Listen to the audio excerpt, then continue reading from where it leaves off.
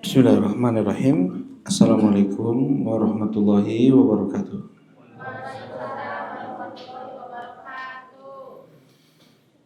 Innal hamdalillah nahmaduhu wa nasta'inuhu wa nastaghfiruh wa na'udzu billahi min shururi anfusina wa min sayyiati a'malina. May yahdihillahu fala mudilla lahu wa may yudlil fala hadiya lahu. Asyhadu an la ilaha illallah wahdahu la syarika lahu. Asyhadu anna Muhammadan abduhu wa rasuluh sallallahu alaihi wa ala alihi wa sahbihi wa sallama tasliman katsira amma ba'd. Qala Allah ta'ala fil Qur'anil Karim, ya ayyuhalladzina amanu taqullaha wa qulu qawlan sadida yuslih lakum a'malakum wa yaghfir lakum dhunubakum wa may yuti'illaha wa rasulahu faqad faza fawzan 'azima. Alhamdulillah, kita bersyukur dengan kita muji Allah Subhanahu wa taala yang dengan limpahan nikmat, rahmat dan ihsan-Nya di pagi ini kembali Allah Subhanahu wa taala mudahkan kita untuk duduk, berkumpul, bermajlis di rumahnya di dalam majelis thalabul ilm. Mudah-mudahan amal ibadah kita diterima oleh Allah Subhanahu wa taala dan mudah-mudahan menjadi sebab dipermudahnya setiap langkah kaki kita menuju surga Allah Subhanahu wa taala. Allahumma amin ya rabb. Nah, insyaallah pada kesempatan pagi ini kita akan melanjutkan kajian kitab Al-Arba'un An-Nawawiyah. Kita masih di hadis ke-18 ya, hadis Abu Dzar Al-Ghifari dan hadis Mu'adz ibn Jabal, bahwasanya Rasulullah sallallahu alaihi wasallam bersabda, "Ittaqillah haitsu ma kunta wa atbi'is sayyi'atal hasanata tamhuha wa khaliqin nas bi khuluqin hasan." Rasulullah sallallahu alaihi wasallam bersabda, "Bertakwalah engkau dimanapun kau berada dan iringi atau ikuti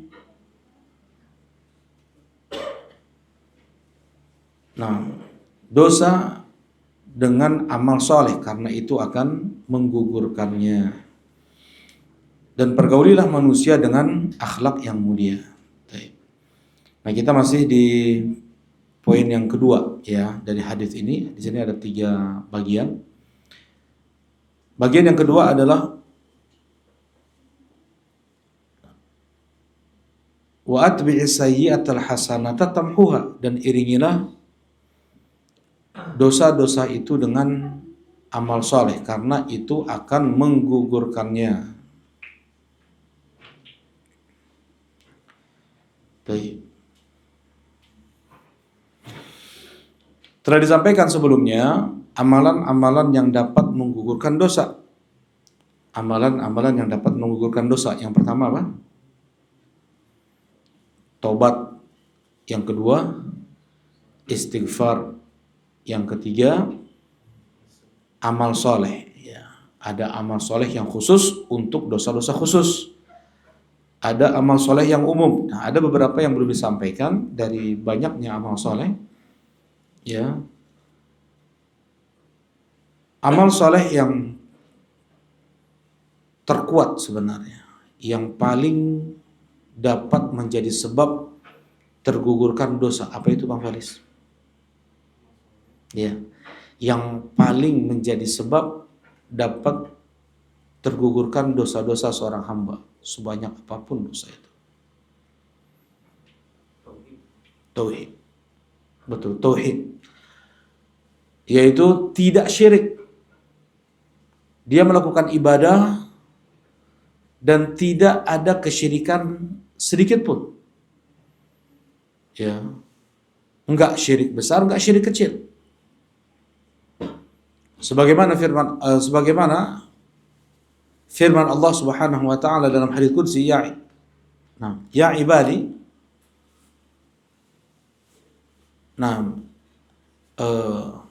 ya bani Adam, law laqitani bi qurabil ardi khataya,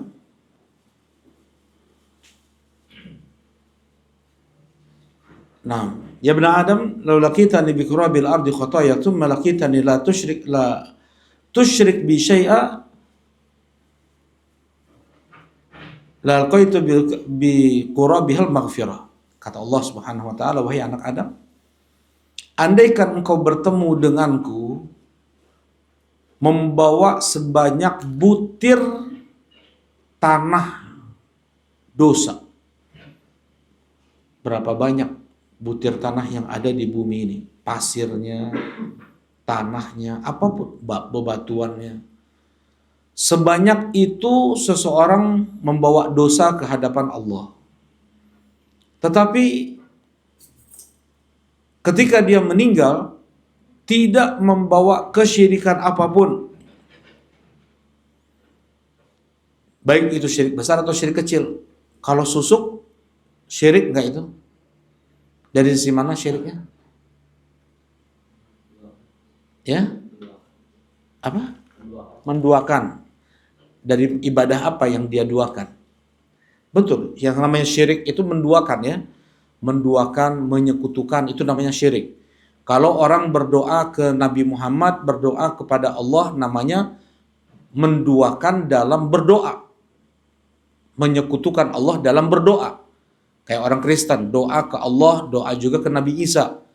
Ada sebagian orang-orang yang ngaku Islam berdoa ke Allah, berdoa ke wali, ke nabi, ke kuburan, itu namanya syirik. Dia sudah menyekutukan, menduakan Allah dalam berdoa.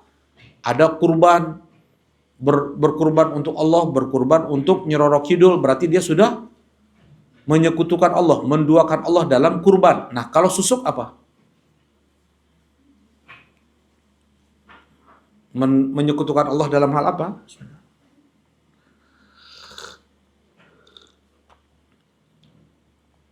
Nah, ada yang silakan.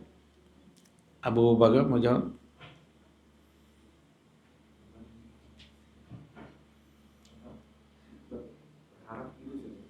Berharap. Nah, bersandar, tawakal. Dia bertawakal, bergantung kepada susuk. Jadi dia mengandalkan susuk.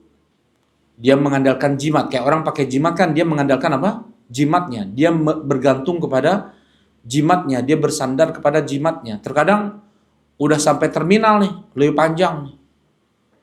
Tinggalin. Jimatnya tinggalin, kerisnya tinggalin, balik deh.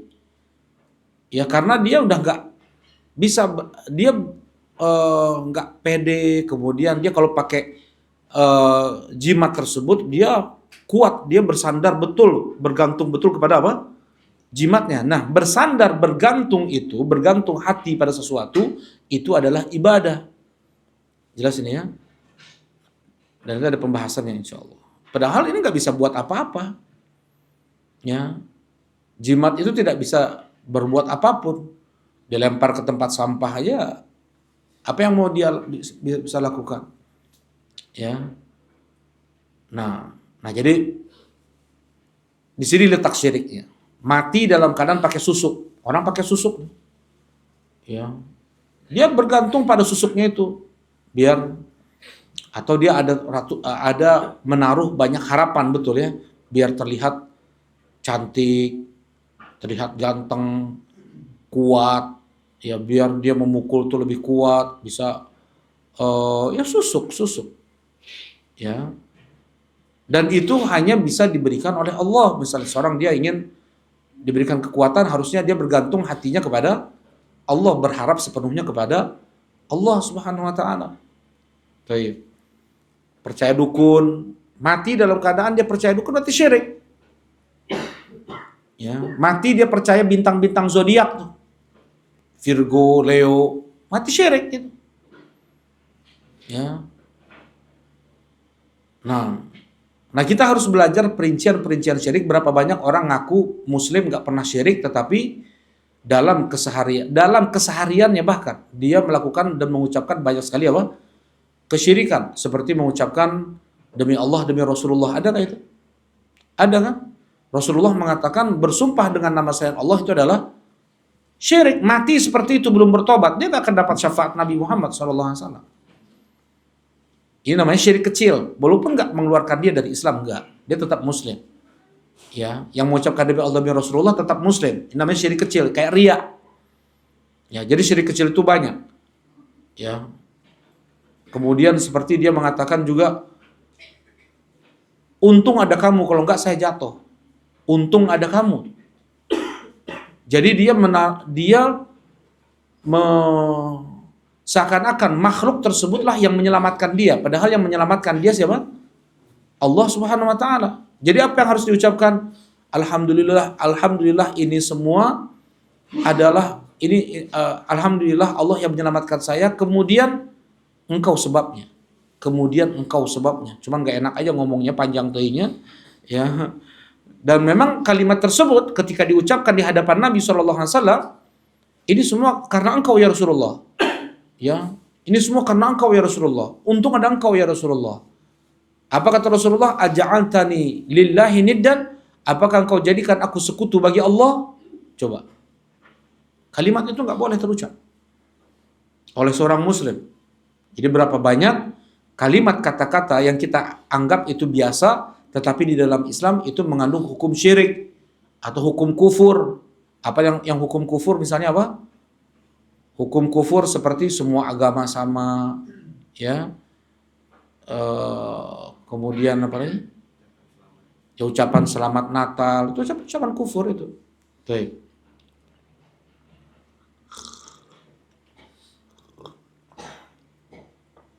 Nah jadi amalan terbesar seseorang yang paling dapat menggugurkan dosa-dosa yang dia bawa ke hadapan Allah adalah tauhid. La ilaha illallah. Betul-betul dia menghakikatkan ucapan dia, syahadat dia, la ilaha illallah. Ya, betul-betul membersihkan dirinya dari kesyirikan. Nah,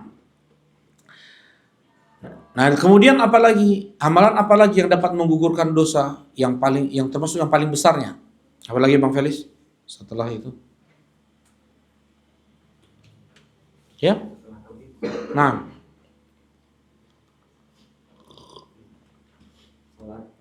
setelah tauhid, sholat itu sudah masuk mentauhid lah ya. Yaitu apa? Birrul walidain, berbakti kepada kedua orang tua. Itu amalan terbesar setelah tauhid. Nah, yang menjadi sebab dapat menggugurkan dosa-dosa seorang hamba.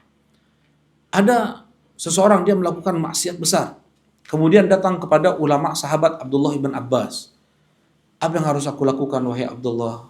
Maksiat yang aku lakukan sangat besar ini, dan banyak sekali aku melakukan maksiat tersebut. Kata Abdullah, apakah masih hidup salah satu dari orang tuamu? Ada, ibuku. Ya, berbaktilah kepada ibumu. Ya, berbakti kepada ibu, berbakti kepada ayah, orang tua. Amalan diantara amalan sangat besar untuk dapat menggugurkan, ya, sebab ya, untuk dapat menggugurkan dosa seorang hamba. Ya, dan sebelumnya telah disebutkan adalah sholat 5 waktu. Apabila ada sungai di depan rumah kalian dan kalian mandi di sungai tersebut 5 kali 1 hari 1 malam, apakah masih tersisa daki kalian? Tidak ya Rasulullah. Nah, seperti itulah sholat 5 waktu. Nah, kemudian disebutkan pula di sini adalah asyam, puasa. Sebenarnya Anda pun mau membahas tentang puasa ya, tentang fikih puasa, fikih Ramadan, karena kurang 2 pekan lagi insya Allah kita akan sampai ke bulan Ramadan. Ya, jadi berilmu sebelum berbicara dan berbuat, beramal. Jadi berilmu sebelum kita melakukan ibadah puasa. Ya, jadi mana dalilnya masing-masing menetapkan Satu Ramadan teh gimana? Ya. Kemudian puasa dari fajar sampai maghrib, mana dalilnya? Kenapa nggak boleh makan? Mana dalilnya? Ya, apa saja yang harus diperhatikan? Bagaimana agar bisa sempurna puasa seseorang? Kapan nilai sahur seseorang atau buka puasa seseorang lebih berpahala? Ya, nah itu ada. Baik. Yang Rasulullah SAW mengatakan as-saumu junnah. Puasa itu adalah junnah. Junnah itu perisai. Di dunia puasa sunnah perisai dari maksiat. Orang yang berpuasa dia bisa lebih mudah dirinya jiwanya untuk menahan diri dari maksiat. Sedangkan di akhirat dia dijaga dari azab dari neraka Allah Subhanahu wa taala, orang yang berpuasa. Kemudian di antaranya pula adalah as-shadaqah, sedekah. Ya. As-shadaqatu tudfi'ul khati'ah kama yudfi'ul ma'un nar. Sedekah itu dapat menggugurkan dosa sebagaimana air dapat memadamkan api. Nah, ya, dan amal soleh apapun itu semua dapat menggugurkan dosa seorang hamba. Ya, kita lewat aja banyak sih, haji dan yang lainnya.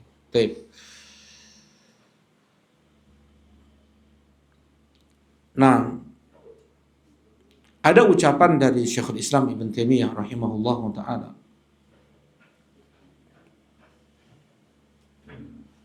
Kata beliau, wa'lam anna al-inayah bihadha min ashaddi ma bil insan al-hajah ilaih.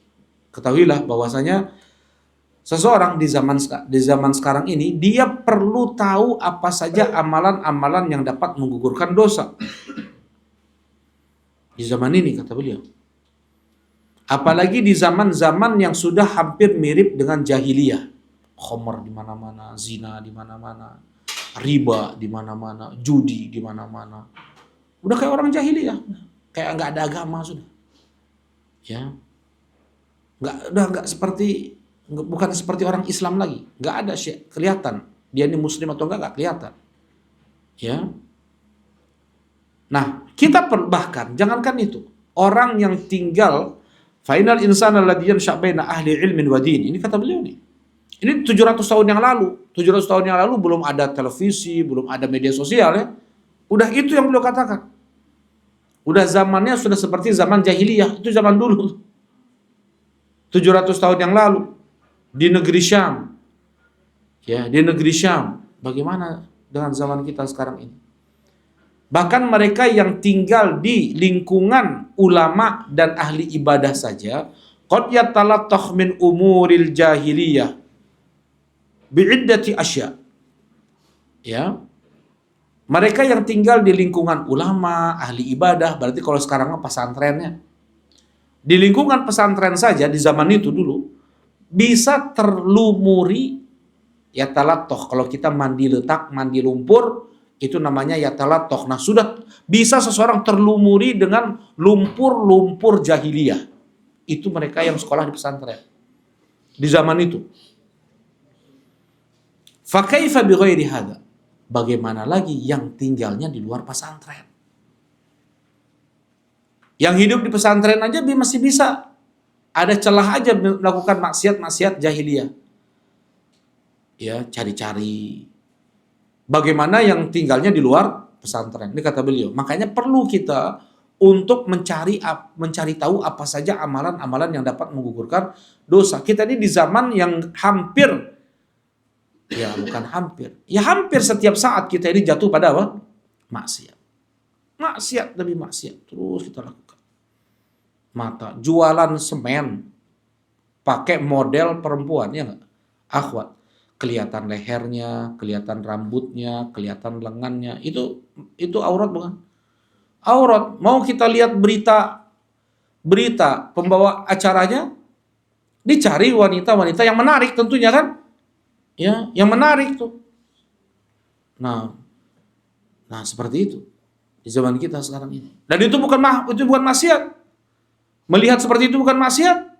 Saking biasanya kita dari kecil dan tidak ada itu didikan dari orang tua, itu hal yang lumrah, hal yang lazim. Dalam Islam itu maksiat karena tidak ada yang mengingatkan, tidak ada yang memberitahu. Maka itu hal bukan, seakan-akan itu bukan perkara yang tabu. Apa kata Rasulullah SAW? Sinfani min ahli nar lam arahuma. Dua penghuni neraka yang belum pernah aku melihat keduanya. Yang satu apa? Nisaun kasiyatun ariyatun mumilatun ma'ilat. Wanita yang dia berpakaian tetapi telanjang. Gimana pakaian tapi telanjang? Gimana berpakaian tapi telanjang? Banyak orang sekarang kan berpakaian tetapi telanjang. Entah transparan, entah ketat, jalannya dilenggak-lenggokkan. Kata Rasulullah tuh, rambutnya dibuat seperti punuk unta. La yadkhulnal jannah, mereka tidak masuk surga, kata Rasulullah. Wala yajidna rihaha, bahkan mereka tidak akan mencium harumnya surga. Wa inna rihaha la yujadu min masirati kadza wa kadza, dan sungguh harumnya surga itu dia didapatkan sejauh ini dari 40 tahun perjalanan. Dalam riwayat yang lain 40 tahun perjalanan. Itu kata Rasulullah. Dan jarang hadis ini disampaikan kepada orang-orang oleh para khatib-khatib Jumat, para penceramah di ibu-ibu misalnya. Ada kan kajian ibu-ibu? Jarang hadis ini disampaikan kepada ibu-ibu. Ya. Dan ini ancaman. Dan kemudian ketika laki-laki melihat seperti itu, dia biasa aja. Nah ini maksiat yang dianggap biasa. Baik. Nah kemudian kita lanjutkan. Ya. Yang keempat, yang dapat menggugurkan dosa, amalan yang dapat menggugurkan dosa adalah bersabar dari musibah. Bersabar dari musibah. Baik galau, sedih, atau bahkan linu-linu. Linu pegel-pegel, ya. Kemudian pusing, nyeri waos, nyut-nyutan misalnya tuh, nyeri gigi, sakit gigi, ya, atau hilang harta, kehormatan dijatuhkan, atau ada keluarga yang sakit, ada yang meninggal. Nah, bersabar dari itu semua maka menjadi penggugur dosa. Kalau sabar kan. Kalau nggak sabar gimana? Orang yang nggak sabar gimana? Meratap. Meratap teh apa? Nangis gogorowokan. Ya. Gogorowokan, jenggut-jenggut rambut, nampar-nampar pipi, mukul-mukul dinding, nyobek-nyobek baju. Ada nggak yang kayak gitu? Itu menjadi azab. Murka Allah akan turun kepada dia. Kata Rasulullah sallallahu alaihi wasallam, in radiya falahu ridha wa in sakhita falahu sukht. Andaikan dia ridha, sabar dengan musibah yang Allah timpakan kepada dia, maka untuk dia ridha Allah. Tetapi kalau seandainya dia kesal, marah, untuk dia murka Allah. Kemudian hadisnya, ma yusibul muslim min nasobin wala wasobin wala hammin wala gham wala hazan hatta syaukatun yushakuha illa kaffarallahu biha khataya. Tidaklah seorang muslim dia tertimpa nasab. Nasab itu pegal-pegal, linu-linu, kerja atau apa kan agak pegal-pegal. Nah, itu dia sabar. Dia sabar, dia nikmati. Itu menjadi penggugur dosanya. Wasab, sakit, pusing, demam, meriang, sabar, dia mendapatkan pahala. Ya, awas, itu menjadi penggugur dosanya. Ham, gelisah. Dia gelisah, dia merasa nggak tenang. Dia galau. Kemudian sedih. Ada yang hilang, kehormatannya dijatuhkan. Ya, kemudian hartanya hilang atau ada keluarganya yang sakit. Sedih. Hatta syaukatun yushakuha, sampai duri yang menusuknya kasurai. Sampai duri yang menusuk pun illa kaffarallahu biha khotoya. Itu semua sebagai penggugur untuk dosa-dosanya. Syaratnya apa tadi? Sabar. Harus sabar. Kalau nggak sabar, marah Allah. Dan ingat, musibah itu tanda cinta Allah kepada seorang hamba. La yazalul bala fi mu'minin fi ahlihi wa malihi wa nafsihi hatta kharaja minad dunya wa laysa lahu khati'ah. Terus bala musibah akan menimpa seorang mukmin pada hartanya, dirinya, keluarganya, sampai dia keluar dari dunia ini tidak lagi membawa dosa. Karena dosa-dosanya gugur dengan musibah yang Allah timpakan kepada dia. Idza ahabballahu qauman yusib minhu. Apabila Allah mencintai seseorang, Allah akan timpakan kepada dia musibah. Bukan tanda Allah marah kalau dia muslim, ya. Kalau dia muslim, kalau dia kafir, azab itu. Semua bala yang sampai kepada dia itu adalah azab. Berbeda dengan muslim. Kenapa? Kenapa, Kang? Karena Allah itu lebih sayang kepada kita daripada ibu kandung kita kepada kita. Ibu kandung kita, ibu kita mau bertaruh nyawa untuk kita. Nggak ada ya yang lebih cinta daripada seorang ibu kepada anaknya. Kita mencintai ibu kita, jauh. Ibu kita lebih jauh lagi mencintai kita. Ya, kita mencintai siapa lah misalnya? Kita mencintai ayah kita, ibu kita lebih mencintai kita. Cinta seorang suami kepada istrinya, cinta seorang istri kepada suaminya, itu nggak lebih dari cinta seorang ibu kepada anaknya. Mau bertaruh nyawa, dan itu tersaksikan banyak sekali, itu mau bertaruh nyawa. Ya, ibu. Rasulullah SAW melihat ada seorang ibu lepas balitanya. Bayinya lepas. Dicari, ini sedang perang nih, kondisi perang nih. Ibu nggak peduli pedang, panah, tombak, dia cari bayinya. Kemudian dia dapatkan, dia peluk. Kata Rasulullah melihat kejadian tersebut kepada para sahabat, kalian kira nggak bahwasanya ibu ini akan melemparkan bayinya ke dalam api? Nggak mungkin ya Rasulullah. Cinta seorang ibu kepada anaknya, mana mungkin melempar anaknya ke dalam api?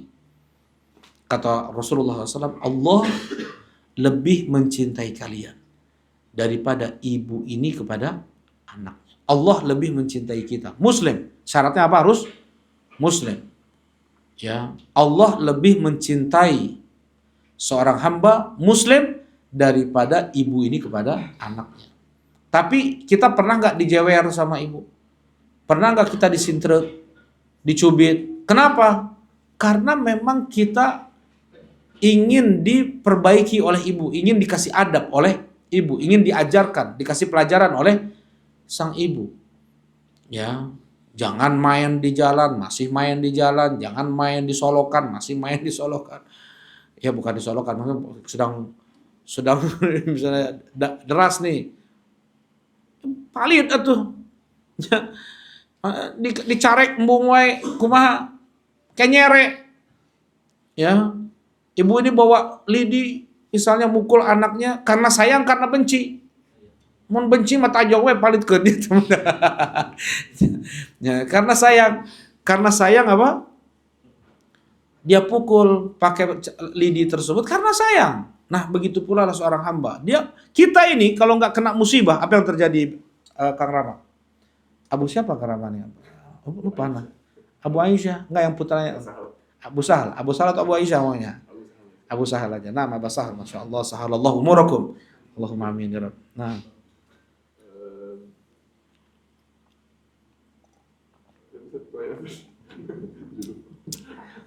Pertanyaannya adalah, Anda juga lupa lagi.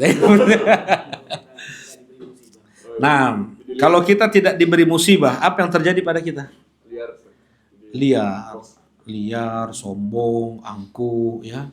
Kayak Fir'aun itu jadi, kenapa Fir'aun itu sejahat itu dia itu memang lama nggak pernah dapat musibah, nggak pernah sakit, awet muda, kuasa. Jadi semakin sombong, malah dia merasa dirinya adalah Tuhan. Ana rabbukumul a'la. Tapi kalau orang semakin dikasih sakit, kasih sakit, hatinya semakin rendah, tawadhu, semakin kecil hatinya. Dia jadi semakin tahu kadar dirinya. Ya, sebagian orang dikasih musibah dia bersyukur. Maksud kasih sakitnya sakit parah ini. Udah gagal ginjal sudah. Dan dia bersyukur, dengan itu dia selalu ingat. Saya dulu kalau nggak kena musibah ini, ya maksudnya dulu sebelum kena musibah ini parah hidupnya, maksiat. Kemudian setelah dia mendapatkan musibah tersebut, dia selalu ingat Allah, dia selalu ibadah, dia selalu jaga zikir, dan dia tahu, dia merasa nggak lama lagi dia akan mati, nih akan bertemu Allah Subhanahu Wa Taala, dan dia bersyukur, dia nggak ingin sembuh lagi setelah itu, sembuh aja nggak ingin dia. Karena dengan dia diberi musibah seperti itu, dia apa? Mengingat Allah, dia menjadi seorang, dia jadi tahu kadar dirinya. Coba orang kalau banyak mana orang mengingat Allah ketika sedang sehat atau kergeringnya. Kalau sedang sakit baru dia ingat Allah. Sering zikir atau zikir istighfar itu di saat sedang kita kuat, di saat kita sedang senang-senang dengan teman-teman, dengan keluarga, atau ketika sedang kita ditinggalin oleh mereka, sedang kita sedih, sedang kita sulit, ya. Sedang kita sulit baru apa? Kita ingat Allah. Kebanyakan orang seperti itu. Yang seharusnya di saat sedang senangnya, sedang kuat-kuatnya, sedang benghar-bengharnya, ya, dia selalu tuh jangan lupa tuh di mobil, di rumah, di tengah keluarganya, sedang main dengan istrinya, dia ucapkan la ilaha illallah. La ilaha illallah. Subhanallah, alhamdulillah. Alhamdulillah. Itu pun yang diajar. Itu secara tidak langsung kita mengajarkan kepada anak kita. Jangan sampai kenikmatan yang kita rasakan di dunia ini melalaikan kita dari Allah Subhanahu Wa Taala. Yang seharusnya itu menjadi alat kita untuk bersyukur kepada Allah. Menjadi kendaraan sebenarnya kenikmatan tersebut untuk kita mengingat Allah. Jangan menjadi penghalang untuk kita mengingat Allah. Kebanyakannya kenikmatan-kenikmatan tersebut menjadi penghalang antara kita dengan Allah Subhanahu Wa Taala. Ya. Nah ini amalan terakhir yang dapat menggugurkan dosa di dunia. Tapi 3 yang bisa kita tempuh, istighfar, tobat, istighfar, amal soleh. Kalau yang keempat ini musibah, nggak boleh diminta-minta. Nggak boleh diminta-minta. Ya Allah, timpakanlah kepada saya musibah. Boleh nggak? Nggak boleh. La yatamannayanna ahadukumul maut lidurrin asabah. Kata Rasulullah SAW, jangan kalian berangan-angan untuk mati karena musibah yang menimpanya.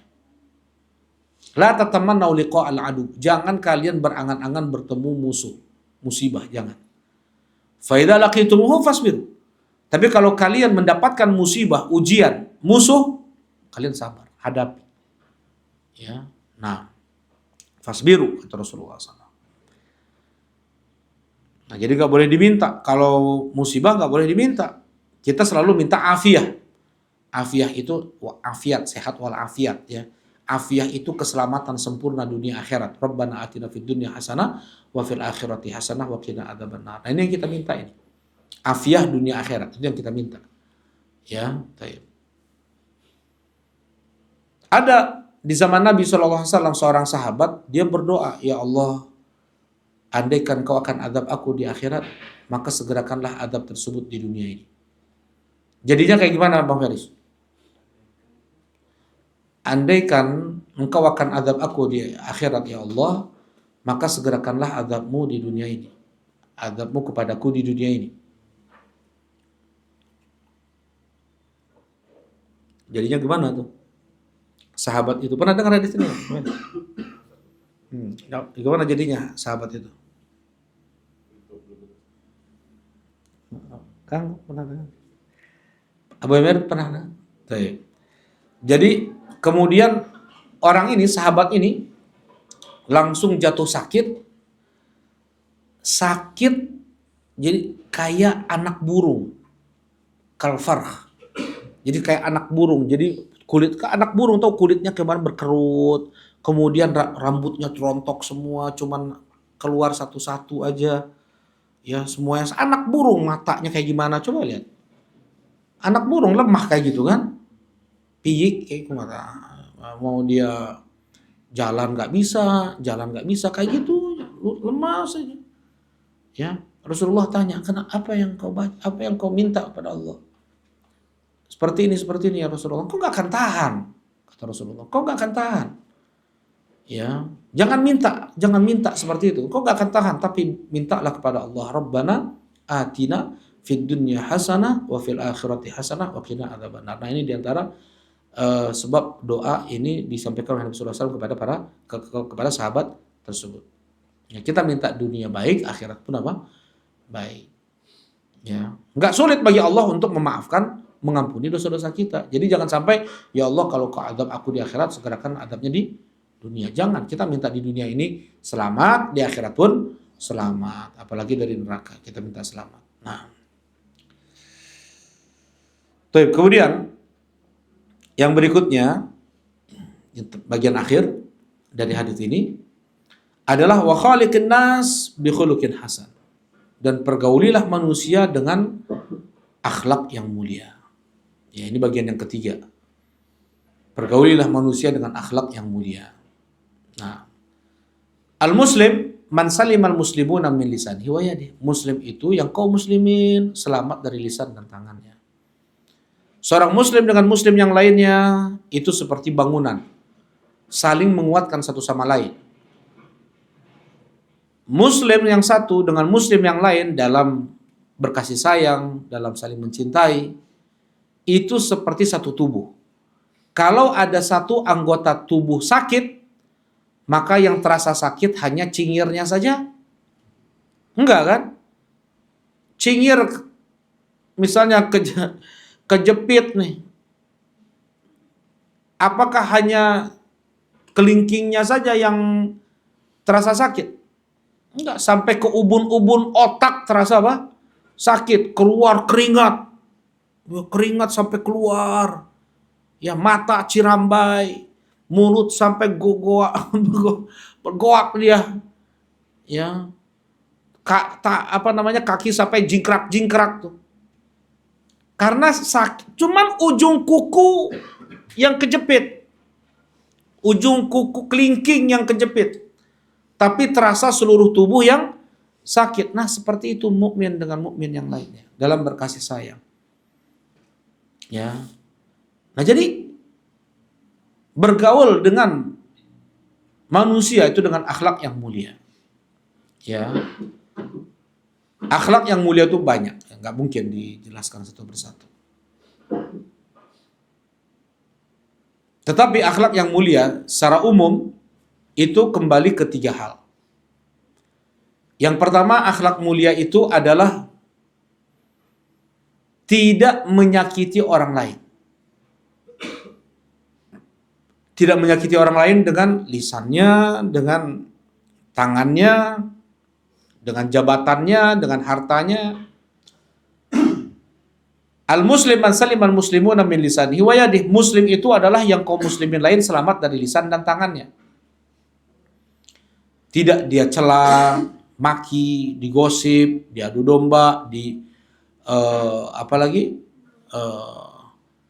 tidak dia kata-katai ya. Nah, kemudian tidak apalagi dengan tangannya tuh. Nah, jadi seorang muslim dia tidak menzalimi muslim yang lain. Tidak menyakiti muslim yang lain. Bahkan sampai tetangga aja. La yadkhulul jannah man la ya'man jaruhu bawa'iqah. Seseorang tidak akan masuk surga yang tetangganya tidak merasa aman dari kejahatannya, keburukannya. Ngasih bau, ngasih suara bising, ngasih asap, yang ngasih asap. Kita jangan sampai mengganggu orang lain. Orang terganggu gara-gara kita. Semua orang tetangga terganggu gara-gara kita. La yu'min, la yu'min, la yu'min. Dalam riwayat yang lain. Dia nggak beriman, dia nggak beriman, dia nggak beriman. Siapa ya Rasulullah? Man la ya'man jaruhu bawa'iqah. Yang tetangganya nggak merasa aman dari dia. Ya, nyetel musik keras-keras. Kemudian terganggu. Apa namanya? Jam 2 malam ini masih paku-paku. Orang tidur nih. Ya, jam 11 malam, jam 10 malam. Masih bikin apa, terganggu orang. Naudzubillah. Ya. Nah, nggak boleh mengganggu orang lain.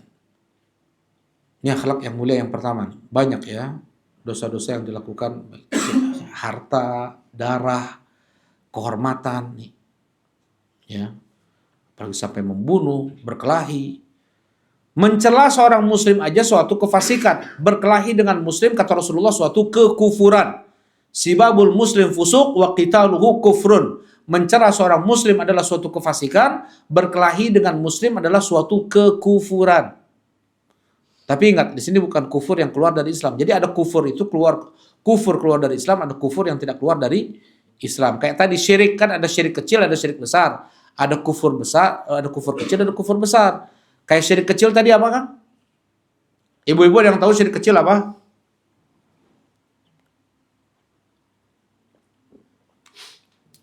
Nanya nggak tahu syirik kecil. Di atas, oh tuh dikasih hadiah kata Bang Felis.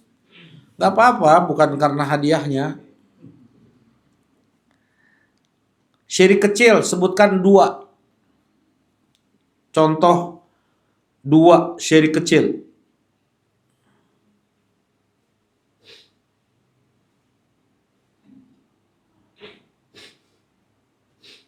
Nah, ternyata ibu-ibu duka ya. Nuju kulem, nuju naon itu. Ya, silakan akang-akang, ada hadiah Kang. Lumayan. Ya, Masya Allah Kang. Syirik kecil apa Kang? Contohnya tadi apa syirik kecil? Ayo. Syirik kecil, ada syirik besar bahkan bernyembelih untuk selain Allah. Nah itu bisa murtad, itu mah keluar dari Islam dia. Kalau syirik kecil apa? Dia nggak keluar dari Islam. Apa itu? Ya kan? Apa? Menduakan. Iya, itu menduakan itu kan itu namanya syirik. Contohnya, contoh perbuatannya.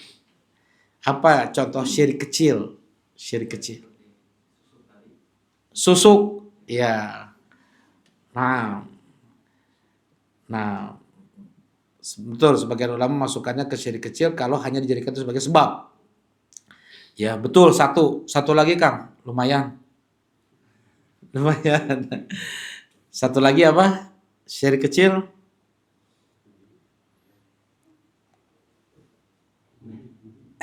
Apa?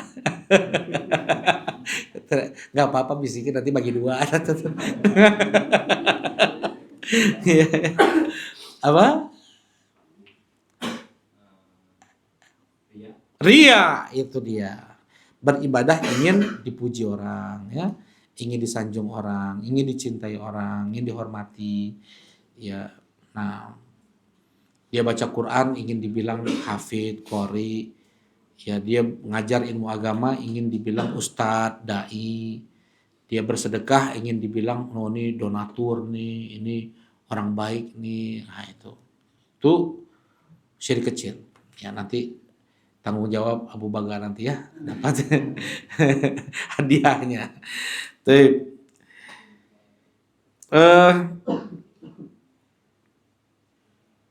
Nah, tadi yang pertama dari akhlak yang mulia itu adalah tidak mengganggu orang lain. Kita mau punya akhlak mulia, jangan ganggu orang lain. Sebagaimana kita tidak suka diperlakukan, diucapkan dengan sesuatu, maka jangan ucapkan, perlakukan orang lain dengan sesuatu tersebut. Itu sebagian ulama mendefinisikan akhlak mulia itu seperti itu. Kalau kita ingin orang berbicara kepada kita dengan baik, dengan jujur, dengan santun, nah itulah yang kita lakukan kepada orang lain. Ya. Kalau kita ingin ada orang kepada kita itu eh, ya baik, nggak berkhianat, atau misalnya kita ingin dikasih hadiah, nah kita pun juga ingin, dan kita juga berikan hadiah juga kepada orang lain. Yang pertama nih ya. Jadi intinya yang pertama adalah jangan mengganggu orang lain. Yang kedua, berbuat baik kepada orang lain. Berbuat baik kepada orang lain. Ya. Bagaimana berbuat baik kepada orang lain? Dengan apa yang kita mampu, apa yang kita bisa. Dengan ucapan kah, dengan harta kah, dengan pikiran, tenaga kah, dengan jabatan dia kah, dengan apapun kebaikan yang dia miliki, ya, dia berikan manfaat untuk orang lain. Ya. Sifat orang yang bertakwa aja, dia bersedekah itu di saat dia sedang ada dan di saat dia sedang susah. Dia tuh ingin tetap memberikan manfaat untuk orang lain. Nah, ini bedanya orang yang bertakwa dengan sedang orang bertakwa. Selain orang bertakwa, mereka bersedekah di saat ada itu biasa. Bahkan nggak ada orang yang nggak ada imannya, dia mudah untuk bagi-bagi di saat dia sedang ada. Ya, orang nggak punya iman nih, orang kafir nih misalnya, orang kafir. Dia ada nggak yang orang kafir yang bagi-bagi? Ada kan? Di saat dia sedang ada itu gampang, memang seperti itu orang. Di saat dia sedang punya, dia bagi-bagi itu biasa. Tapi orang bertakwa enggak. Di saat dia sedang susah sekalipun, dia tetap berusaha untuk berbagi. Ya, dia ingin memberikan kebaikan pada orang lain. Khairukum anfa'ukum linnas. Sebaik-baik kalian adalah yang paling memberi manfaat untuk orang lain. Itu sebaik-baik kalian. Ya, bagaimana kita bisa memberikan manfaat untuk orang lain? Nah, di antara yang terbaik kita lakukan sekarang ini untuk Islam dan kaum muslimin, bahkan untuk keluarga kita adalah menyampaikan agama, menyampaikan kebenaran, beramar ma'ruf wa nahyi anil munkar. Kita melihat ada kebaikan, kita melihat ada kesalahan pada saudara kita, nasihatin, ingatkan. Ya, kita melihat ada kekurangan pada saudara kita semangati dia. Ya, ajak sholat, ajak untuk ngaji, ya, ajak baca Quran. Nah, beramar ma'ruf wa nahyi anil munkar. Apa amar ma'ruf itu? Mengajak orang pada kebaikan. Ya, an-nahyi anil munkar apa? Mencegah orang dari kemungkaran. Barulah pada saat itu dia muslim yang berberkah. Tafsir wa ja'alani mubarakan aina ma kuntu. Nabi Isa, beliau berkata, Allah menjadikanku berberkah dimanapun aku berada. Apa tafsirnya kata para ulama? Nabi Isa, dimanapun beliau berada, beliau selalu beramar ma'ruf wa nahyi anil munkar. Beliau selalu menyampaikan ilmu. Beliau selalu menyampaikan ilmu agama. Dan ilmu agama itu tadi diantaranya, ya, beramar ma'ruf wa nahyi anil munkar. Tadi, kebanyakan saudara-saudara kita kaum muslimin, mereka yang terjatuh pada banyak bentuk maksiat-maksiat yang ada nih, riba lah, bobogohan lah, macam-macam.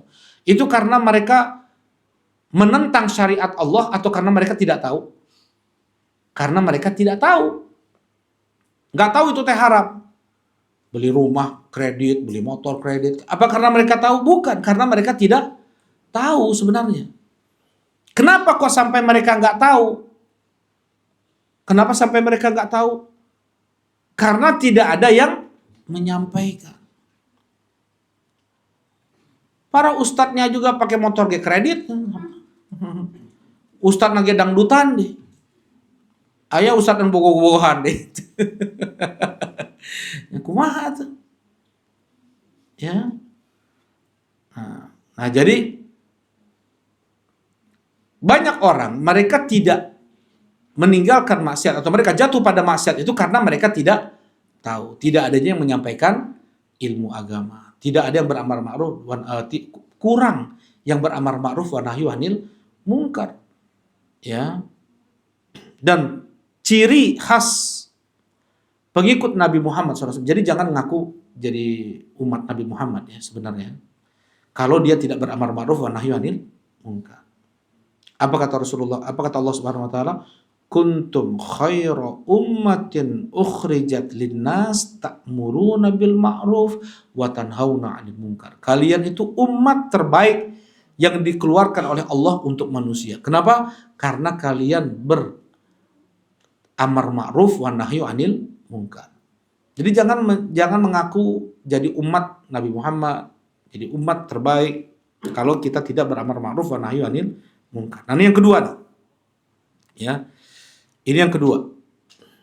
Yang ketiga, dari akhlak yang mulia, ini yang paling ringannya, betul. Yang paling ringannya adalah senyum, thalaqatul wajh.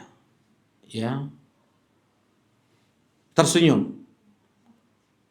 La taqiranna minal ma'rufi syai'an walau antalqa akhaka biwajhin thaliq. Jangan kau remehkan sekecil apapun kebaikan sekalipun kau hanya tersenyum di hadapan saudaramu. Ya. Pahala, senyum aja pahala coba dalam Islam. Senyum pahala dalam Islam. Kemudian ya, akhlak yang mulia, bagaimana sih seseorang ini bisa betul-betul sempurna dia dalam berakhlak mulia? Ada yang tahu? Ya, dia jadikan apa acuannya untuk bisa berakhlak mulia? Adalah Al-Qur'anul Karim.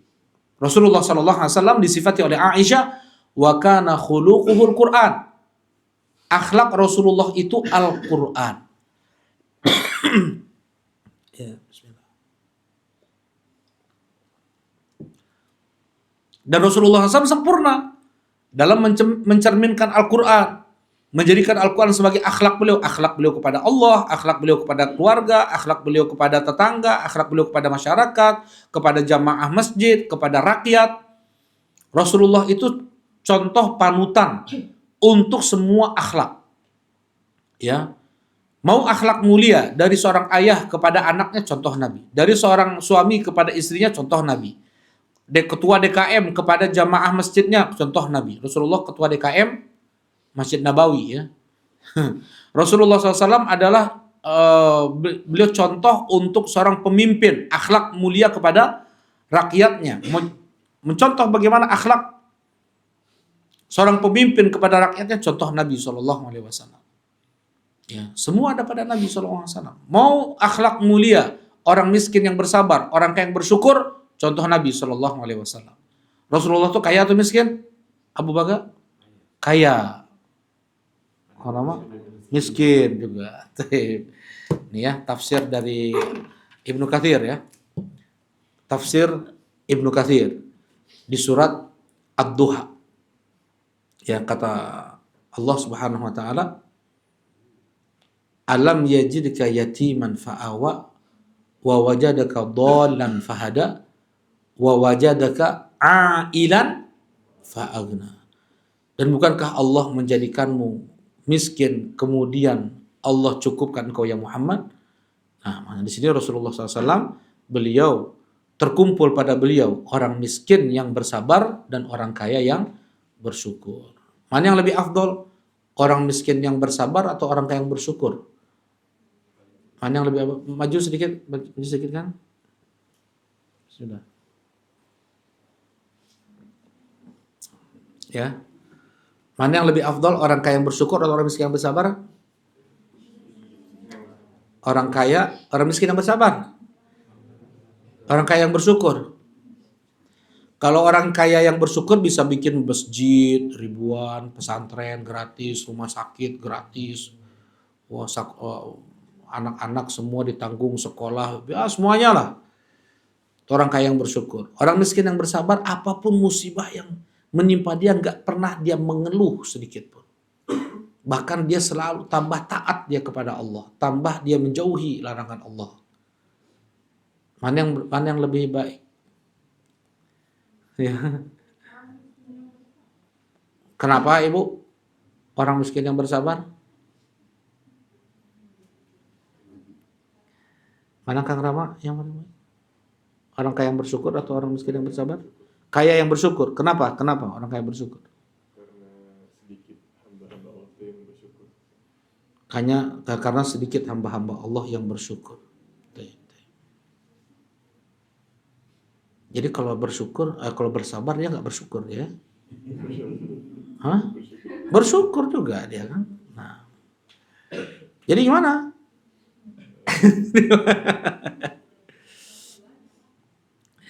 Kalau orang kaya yang bersyukur, dia terhambat hisabnya. Orang miskin yang bersabar lebih dulu masuk surga.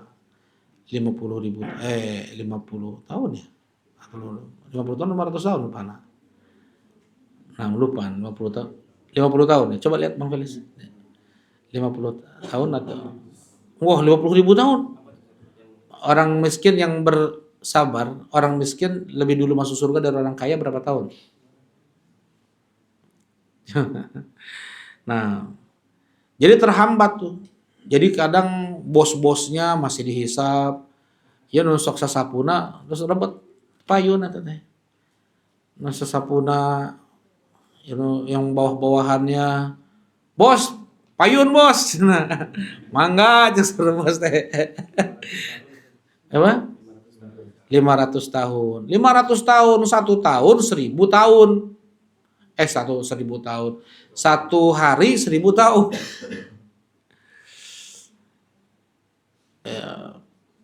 Inna yawman indallahi ka alfa sanatin mimma ta'uddun.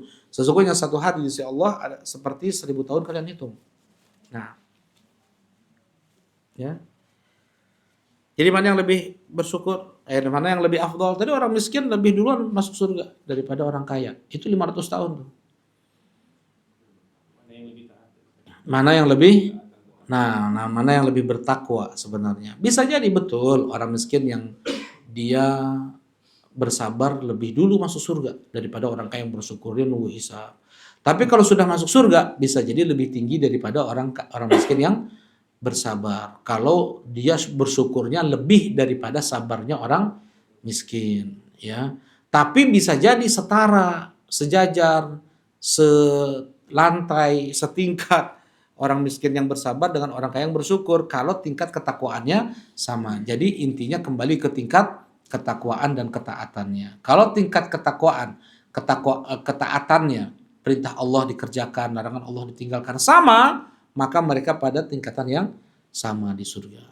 Ya, nah jadi nggak mungkin ada orang kaya yang bersyukur mesti dia bersabar. Nggak mungkin ada orang miskin yang bersabar kecuali dia mesti bersyukur. Nggak mungkin ada. Semua itu saling mengkaitkan. Ya, emangnya kalau bikin masjid ribuan masjid perlu sabar nggak? Perlu sabar itu. Ya. Dan ketika dia bersabar atas musibah yang Allah timpakan, dia bersyukur. Dia tadi nggak pernah ngeluh, bahkan dia ada yang nggak mau sembuh, ya buta hafal Quran, nggak mau dia untuk ingin bisa melihat, ya. Nah, dia bersyukur atas musibah butanya, dia bersyukur atas musibah sakit parahnya. Nah, jadi orang miskin yang bersabar mesti dia apa? Bersyukur. Orang kaya yang bersyukur mesti juga dia bersabar. Baik, barakallahu fikum. Nah ini secara ringkasnya ya, hadis yang disebutkan oleh Al-Imam An-Nawawi rahimahullah taala, ya. Hadis Abu Dzar Al-Ghifari dan hadis Mu'adz ibn Jabal radhiyallahu taala anhuma. Nah, mungkin sisa waktunya sengaja persingkat di sini. Sisa waktunya kita gunakan untuk kita belajar fikih puasa, fikih nanti taraweh, fikih zakat, fikih sholat id, fikih i'tikaf, ya, pokoknya yang terkait dengan bulan Ramadan, ya. Baik. Nah, sebelum kita masuk pada persiapan ilmu, ya, sebelum kita masuk pada persiapan ilmu di bulan Ramadan,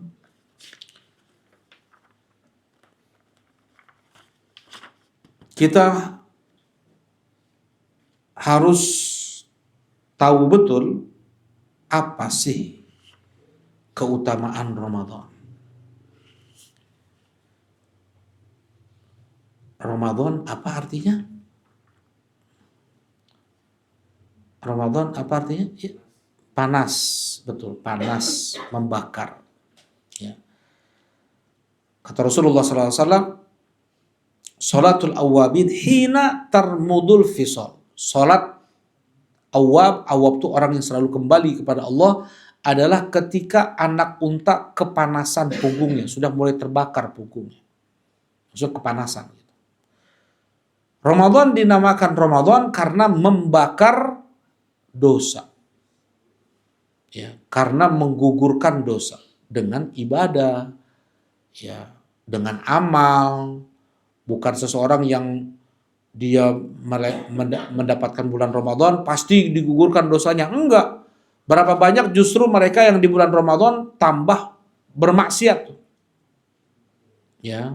Nah, sekarang kita harus tahu apa saja keutamaan bulan Ramadan. Sehingga kita harus bersungguh-sungguh dalam beramal di bulan Ramadan. Rasulullah Shallallahu Alaihi Wasallam bersabda, "Man shoma Ramadhana imanan wa ihtisaban, ghufira lahu ma taqaddama min dzambi." Siapa yang dia berpuasa Ramadan dengan iman dan ihtisab, maka akan diampuni dosa-dosa yang sebelumnya. Berpuasa di bulan Ramadan dengan iman, mengimani bahwasanya puasa Ramadan itu adalah syariat dan perintah dari Allah. Berapa banyak coba orang yang puasa hanya ikut-ikutan, tidak meyakini itu sebagai perintah Allah kepada dia sebagai seorang budak. Kita ini terlahir sebagai seorang budak, hamba, yang kita nggak punya pilihan. Kita harus Kita harus kekang. Kekang itu apa? Mananya apa lagi? Kita harus menahan liarnya akal kita, nafsu kita. Karena kita lahir sebagai seorang hamba, nggak boleh kita untuk menentang, mengingkari, melawan perintah Allah Subhanahu Wa Taala. Nggak boleh. Allah perintahkan kita untuk puasa, kita harus sami'na wa ta'na. Ya. Jadi dasar kita puasa itu bukan budaya, adat, kebiasaan. Ya, karena dari kecil saya hidup di keluarga Islam, lingkungan masyarakat juga kaum muslimin, ya, teman puasa, orang tua puasa, keluarga puasa, saya pun ikut puasa juga. Hanya sebagai adat, ikut-ikutan aja. Ya. Tanda ikut-ikutan itu dia hanya semangat di awal-awalnya saja. Itu tanda ikut-ikutan. Tarawehan misalnya. Kan keramean hungkul itu mah. Ya. Bisa cuman berapa malam aja kan ramenya kan? Setelah itu enggak ada. Jadi iman, dia tidak mengimani bahwasanya man qoma Ramadan imanan wa ihtisaban, siapa yang dia sholat taraweh dengan iman dan ihtisab. Apa itu iman dan ihtisab? Dia imani bahwasanya sholat tarawih itu adalah syariat dari Allah. Ya, syariat dari Allah. Dan kalau dia yakini bahwasanya sholat tarawih itu sudah syariat dari Allah dan dia berihtisab, maka akan diampuni dosa-dosa yang telah lalu. Kita kan hamba yang berdosa ya. Setiap hari kita berdosa. Wah manya cenah. Cikumaha. Saya nggak ngedolimin orang kok pagi ini. Saya nggak nyakitin orang pagi ini. Dosa dari mana? Dosa dari mana? Coba, dosa dari mana kita ini? Apa? Nggak bersyukur, ya. Nggak bersyukur. Nggak bersyukur atas banyak nikmat yang Allah berikan kepada kita. Ya, itu digeser aja tuh urat saraf dikit ya. Itu udah beda lagi itu cara berpikirnya kita ini. Dikit sedikit udah oleng juga jalan, nggak bisa naik motor, nggak bisa jalan kaki. Itu digeser urat saraf dikit digeser ya sama Allah, dikit aja. Ya, udah nggak bisa berpikir benar kita, udah nggak bisa jalan lurus kita. Kemudian Allah terus kasih, itu urat saraf itu. Ya, ada urat tendon nih, kaki nih. Ya, nggak akan bisa jalan, nggak bisa lari itu. Baik. Banyak nikmat Allah yang tidak kita sadari, dengan demikian tidak kita syukuri. Kita berdosa. Dan nggak mungkin ya ada orang yang masuk surga kalau dosanya belum diampuni oleh Allah. Nggak ada.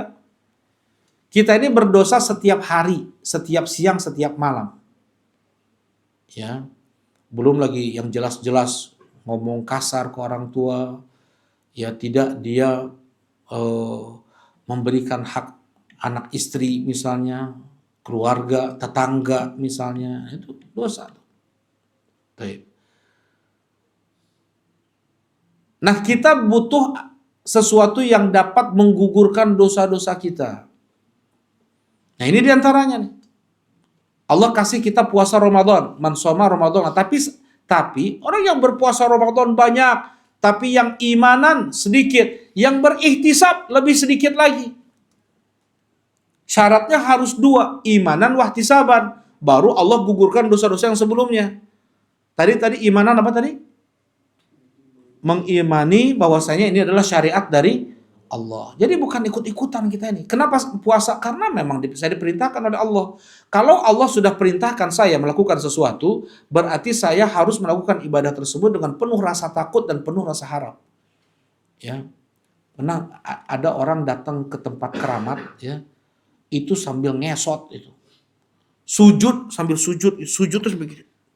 Jalan ke kuburan keramat. Maksudnya apa? Dia sambil nutup dada, tangannya nutup jantungnya satu. Kemudian dia ngesot. Sujud sambil sujud. Sambil sujud. Ke kuburan tersebut. Kenapa? Dia sangat takut kepada wali yang ada di kuburan itu. Ya, dan dia pun sangat harap kepada wali yang di kuburan tersebut. Dia takut wali tersebut bisa ngasih macam-macam sama dia. Bisa nimpakan penyakit, bisa membangkrutkan perusahaannya, bisa dia diubah jadi lutung. Ya, bisa nggak Allah ubah manusia menjadi binatang seperti itu karena maksiat yang mereka lakukan? Bisa, mudah bagi Allah. Dan kita ini harus merasa takut nih, berapa banyak maksiat yang kita lakukan, yang Bani Israel ketika mereka melakukan maksiat mancing, di hari Sabtu Allah ubah mereka menjadi babi-babi dan kera-kera. Asalnya manusia tuh. Bisa nggak Allah ubah? Mudah bagi Allah. Manusia jadi babi, mudah bagi Allah. Manusia jadi lutung, mudah bagi Allah Subhanahu wa taala. Ya, nggak sulit bagi Allah. Nah, ada rasa takut itu kita kepada Allah Subhanahu atas musibah yang kita atas dosa-dosa yang kita lakukan, dan kita ada rasa harap. Ya, ingin orang yang datang ke tempat keramat tersebut, dia berharap dapat rezeki, sukses, ya, dan dia pun takut. Nah, ketika berpadu antara rasa takut dan rasa harap dalam satu perbuatan, itulah ibadah. Kalau tidak ada dua hal ini, maka itu bukan ibadah. Seseorang dia disuruh sama bosnya, kamu buat ini, kalau enggak kamu saya pecat. Dia lakukan apa yang diminta oleh bos tersebut dengan penuh rasa takut. Enggak ada rasa cinta dia kepada bosnya. Itu bukan ibadah. Dia mematuhi keinginan bosnya, itu bukan apa? Bukan ibadah. Karena hanya dengan rasa takut tanpa ada rasa cinta. Dia begitu juga, dia mengikuti apa kata bapaknya, apa kata ibunya. Ya. Ya. Dia melakukan itu karena rasa dasar cinta dia kepada ibu dia. Perbuatan nggak ada rasa takut dia kepada ibu dia, nggak ada rasa takut dia kepada orang tua dia atau kepada anak istri dia. Itu bukan ibadah. Jelas ini, ketika kita melakukan sesuatu perbuatan, terkumpul di sana rasa cinta dan rasa takut, maka itu adalah ibadah. Semua ibadah sebenarnya. Sedekah takut nggak diterima oleh Allah dan berharap diterima oleh Allah. Sholat begitu juga. Nah, ini imanan yang paling tinggi. Wahtisaban. Apa itu ihtisab? Ihtisab adalah mengharapkan pahala. Mengharapkan pahala. Ini misalnya dibikin sayembara. Siapa yang Apa misalnya? Siapa yang bisa siapa yang bisa menghafal surat Al-Ikhlas, ya, maka dia mendapat uang 100 juta misalnya. Dia untuk mendapatkan uang 100 juta dalam bahasa Arab itu ihtisab. Dia berharap untuk memenangkan, dia berharap untuk mendapatkan apa yang dijanjikan tersebut. Orang yang berharap untuk mendapatkan piala, ya, tadi janji, dia nyantai-nyantai atau dia berusaha maksimal. Dia semangat. Dia semangat kan? Nah, jadi ihtisab itu adalah dia yang semangat. Siapa yang berpuasa Ramadan dengan iman dan semangat. Harus semangat. Kalau dia nggak semangat, lapar deui sabulan. Haus deui ieu mah. Panas, can hujan, macet. Nggak ada dia semangat untuk dia berpuasa Ramadan. Dia nggak mendapat ghufran dzunub, nggak dapat. Dia nggak mendapat ampunan dari Allah, tuh nggak ada. Allah mempersyaratkan dua ini, imanan wa ihtisaban. Ya. Man shoma ramadhana imanan wa ihtisaban ghufira lahu ma taqaddama min dzambihi. Dan bulan Ramadan, bulan apa ancamannya kalau seandainya kita sampai bulan Ramadan nih, setelah Ramadan nggak diampuni dosa kita. Naudzubillah, jangan kita lah. Ya, misalnya ada orang masuk dapat bulan Ramadan terus nggak diampuni, apa bahayanya? Karena apa bahayanya? Merugi. Rugi doang. Celaka. Celaka, binasa. Neraka. Neraka. Ngeri gak? Bukan hanya neraka.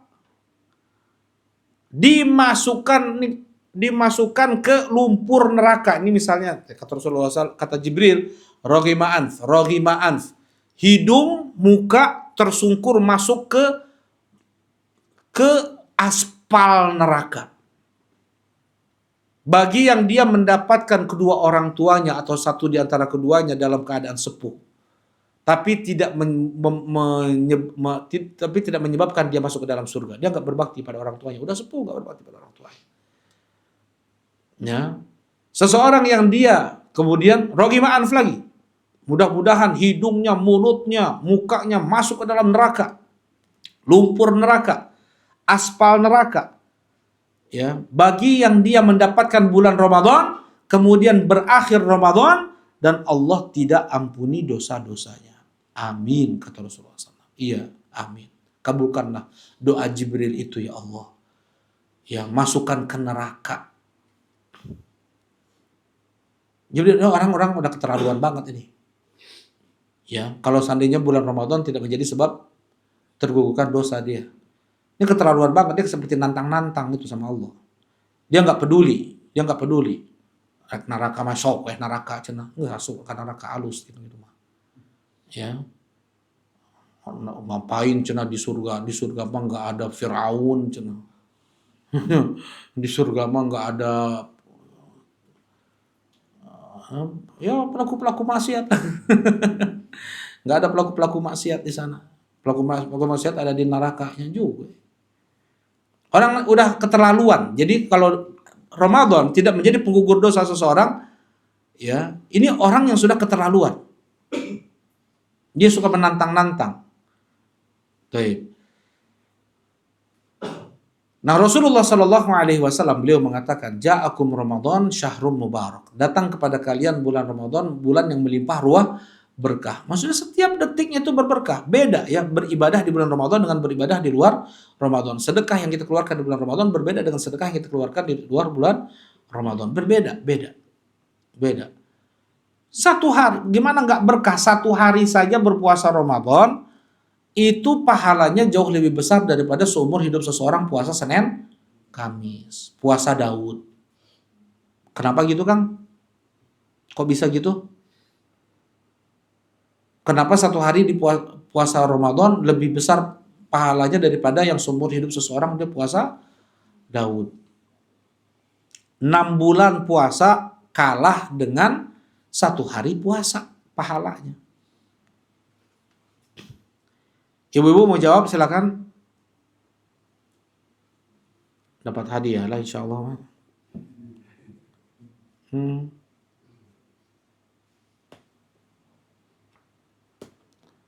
Wah, ini rendah hatinya ibu teh.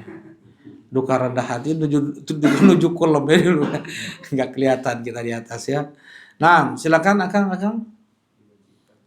Karena itu adalah amalan wajib, betul. Karena puasa Ramadan adalah amalan wajib. Dan amalan wajib pahalanya jauh lebih besar daripada amalan sunnah. Mau berapa banyak pun amalan sunnah tersebut, mau berapa lama pun amalan sunnah tersebut dikerjakan, nggak akan melampaui amalan wajib pahalanya. Inilah karunia Allah. Jadi mana dalilnya? Wa ma taqarraba ilayya 'abdi bi syai'in ahabba ilayya mimma aftaratuhu alaih. Dan tidak ada seorang hamba yang mendekatkan dirinya kepadaku dengan amal ibadah yang paling aku cintai dari hamba tersebut adalah apa yang aku wajibkan kepadanya. Jadi amalan wajib adalah amalan yang paling dicintai oleh Allah. Kalau paling dicintai oleh Allah, paling besar apa? Pahalanya, paling afdol di sisi Allah. Ya. Nah, itu bulan berberkah. Setiap detiknya berberkah.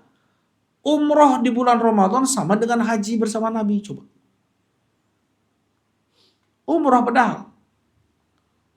Ya, ada orang umroh sekarang bisa 18 juta beres. Umroh 20 juta bisa. Ya, umroh. Ya. Kemudian itu bisa setara dengan haji furoda. Haji furoda berapa ratus juta? 400 juta. Yang 20 juta bisa setara dengan yang 400 juta. Itu untuk gambaran ini aja ya, dari sisi keuangannya. Ya. Di zaman Nabi SAW, bersama Nabi SAW.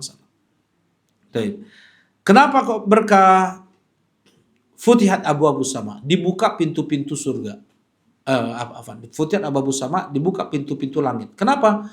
Setiap detik seseorang berdoa di bulan Ramadan dikabulkan doanya. Tetapi di sana ada waktu-waktu lebih mustajab. Kapan saja itu? Di bulan Ramadan? Sebelum berbuka puasa, ketika sahur, ya, sepertiga malam terakhir. Dan sebenarnya ketika berpuasa, as-shaim, dari sejak terbit fajar sampai terbenam lagi. Ya, itu waktu dikabulkannya doa. Lebih lagi ketika mau berbuka puasa. Jadi salat da'wat la turad, 3 doa yang tidak akan ditolak oleh Allah Subhanahu wa taala, as-shaim, orang yang berpuasa. Orang yang berpuasa. Mustajab. Dibuka pintu langit. Jadi selalu Allah terima doa seorang hamba dan Allah kabulkan doanya. Setiap amal solehnya langsung nyampe ke Allah Subhanahu wa taala. Futihat abwabul jinan. Dibuka pintu-pintu surga. Mudah orang masuk surga di bulan Ramadan. Ughliqat abwabun niran. Ditutup pintu-pintu neraka. Ada berapa pintu surga? Ada berapa? Ada 8, betul. Ada berapa pintu neraka? Ada 7. Wa tughallu maradatu syayatin. Dan dibelenggu para setan. Ningan aya keneh nu ngaroko berang-berangnya Ramadan. Nya eta setan. Ya, kalau dia mukim sehat ya, kalau bukan musafir ngasih madarat ke orang lain, enggak setan. Ya, ngasih penyakit ke orang lain. Gimana?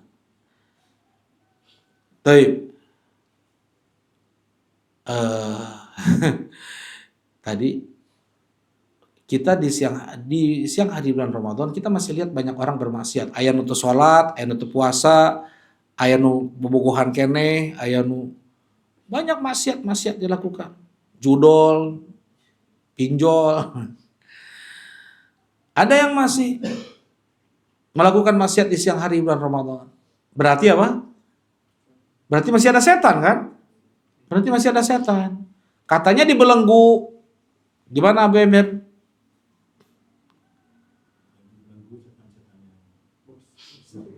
Iya, ya yang tingkatan S, yang sekolahan teh sarjana S4, S5, ya itu yang sarjana-sarjana tinggi itu.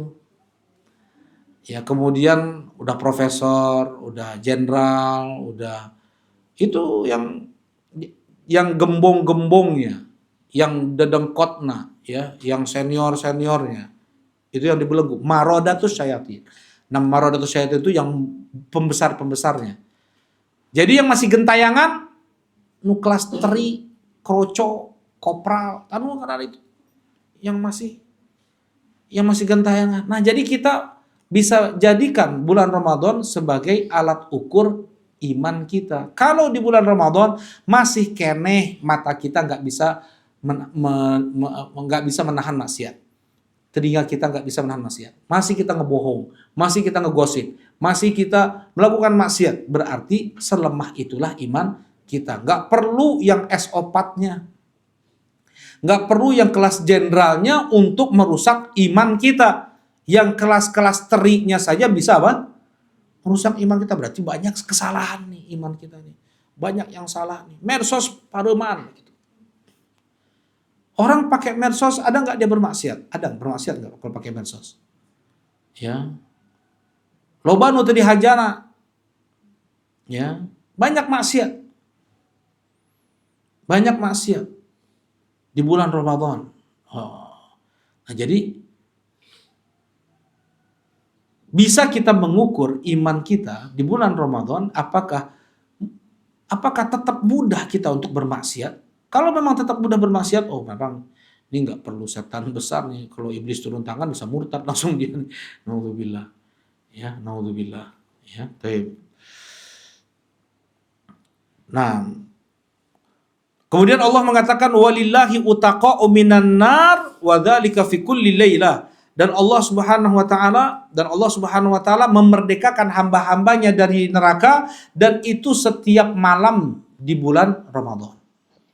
Malam ini Allah lihat nih sungguh-sungguh. Ini kan biasanya kalau pemerintah menetapkan malam Ramadan besok atau malam ini Ramadan, berarti kan udah tarawehan tuh. Udah tarawehan. Wah, kita udah sungguh-sungguh taraweh semangat. Siapa yang dia bersungguh-sungguh, dia bersabar, dia betul-betul khusyuk ketika dia taraweh. Allah bisa pilih dia belum puasa lagi besoknya. Dia termasuk yang dibebaskan dari api neraka. Kalau mati kemarin, neraka itu udah pasti itu. Kalau mati kemarin, neraka itu. Mati malam itu, Allah pilih dia termasuk yang dibebaskan dari api neraka. Ya, selamat dia dari neraka. Nggak bisa malam ini. Nggak terpilih dia malam ini, ada malam besok. Ya, terus dia berdoa kepada Allah untuk dijadikan orang yang terbebas dari api neraka. Allahumma a'tiq riqabana minan nar. Ya, kita pas sujud, pasti Allahumma a'tiq riqabana minan nar. Allahumma a'tiq riqabana minan nar. Ya Allah, lepaskanlah belenggu leherku dari neraka. Ya Allah, merdekakan aku dari neraka, keluarkan selamatkan aku dari neraka. Itu doa-doanya banyak ya. Itu doa-doa. Memang beda kalau seandainya itikaf di Masjidil Haram pas doa kayak gitu, waduh, itu minta-minta kita kepada Allah agar dimerdekakan dari api neraka itu. Ya, baik. Nah, walillahi utaqa'u minan nar wa dzalika fi kulli lailah. Terus kumaha untuk puasa? Baik. Bagaimana sih yang enggak puasa? Bainama ana naim atani rajulan, kata Rasulullah SAW, ketika aku sedang tidur, tiba-tiba ada dua orang. Tiba-tiba ada orang. Fa akhadha bi dhab'ayya. Kemudian dua orang tersebut mengambil dua sisi tubuhku kanan kiri. Jadi ambil kayak gini, pegang kayak gini, Rasulullah yang sebelah sana megang kayak gini, langsung Rasulullah dibawa pergi. Fa ataya bi jabalan wa'ra. Kemudian mereka membawaku ke gunung yang terjal. Wa'ra. Ya. Harus climbing gitu. Ya bukan kayak gini. Ini mending, ini gini nih. Wa'ra, jadi terjal. Kata mereka berdua, naik. Mana mungkin? La utiku, aku enggak sanggup, enggak bisa. Inna sanusahiruhu lak. Kami akan memudahkan itu untukmu. Fasa'idtu. Kemudian Rasulullah berusaha hatta idza kuntu Fisawil jabal, ketika aku sudah sampai di puncak gunung, idza bi aswatin syadidah. Ternyata aku mendengar suara jeritan teriakan yang sangat keras. Qultu ma hadhil aswat? Suara apa ini? Qalu hadza wa ahli nar. Ini adalah teriakan-teriakan, kalau pakai kalimatnya ya, ini suara gonggongan-gonggongan penghuni neraka. Teriakan-teriakan penghuni neraka. Tsumma talaqa bi. Kemudian mereka membawaku, faida ana biqaumin mu'allaqina bi araqibihim. Ya, kemudian aku dibawa ke satu tempat yang aku melihat banyak sekali orang digantung terbalik. Digantung terbalik bi araqibihim, dengan urat tendonnya. Jadi kalau kita nyisit domba, ya, nyisit domba kan kaki belakangnya digantung di atas kan? Kayak yang kita gantung dari kaki domba itu kan uratnya kan? Ya, dibuka uratnya, dimasukin ke urat yang lain. Jadi tergantung tuh. Urat tendonnya kuat sekali. Nah, begitu seperti itulah nanti manusia. Urat tendonnya ya digantung bi araqibihim, dengan urat tendonnya dia digantung. Qultu musyaqqaqatan asdaquhum, disobek dua sisi lehernya, jadi jatuh. Kepalanya jatuh gitu. Ini jatuh ini. Ya, soalnya apa namanya? Ya terbelah ya, dua pipinya itu terbelah, mulutnya terbelah. Tasilu asdaquhum daman. Ngucur darah. Qala qultu man haula? Rasulullah penasaran. Siapa mereka itu? Alladzina yuftiruna qabla tahillata shaumihim. Mereka itu yang buka puasa belum waktunya. Sahur mah sahur di imah. Ya. Sahur mah sahur di imah. Ai beurang ka warteg. Ya. Tah nu kararieu tah. Ini sudah disiapin nih tempat gantungannya. Ya. Bukan nggak puasa, mereka puasa ini. Mereka puasa, maksudnya di rumah mereka sahur kan gitu nih. Tapi mereka buka puasanya itu sebelum waktunya. Ya. Naudzubillah. Nah, ini untuk orang yang berbuka sebelum waktunya, ya. Apalagi yang nggak puasa sama sekali. Ya, tapi puasa begitu banyak. Nanti insya Allah akan kita bahas tentang fikihnya. Barakallahu fikum. Nah, mungkin ini yang dapat disampaikan. Subhanakallahumma rabbana wa bihamdika asyhadu an la ilaha illa anta astaghfiruka wa atubu ilaik. Assalamualaikum warahmatullahi wabarakatuh.